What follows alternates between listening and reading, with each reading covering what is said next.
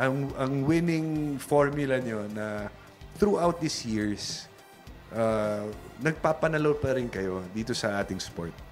Well, in the first place is how you pick the birds. Una yung the selection of the quality of the birds that they're fighting. Now, then later on, the kind of feeding that you give. Now, kasi importante yan dahil hindi pwedeng sige-sige lang. No?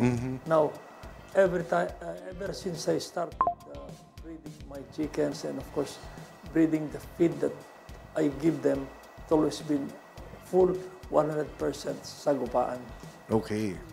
Why? Because yung pili mo ng quality ng chickens like winning line, ready to fight, and all the rest comes from selected and carefully chosen feed products that we give.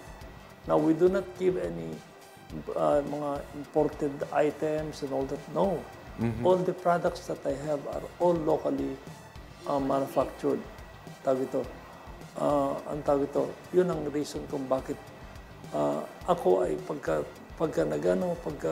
nagpipili ako ng manok, sinisigurado ko na yung mga manok na yan ay sariwa, at saka yung mga patuka na yan ay sariwa din. Kasi ang tawag ito, kung hindi sariwa yung manok yan, ay yung tawag ito, at saka hindi sariwa yung feeds mo, pabawasan ng ability to perform. So, ang tawag ito, importante yan. Then at the same time, yung choice of people that really prepare it, no? I handpick the kind of people that I have.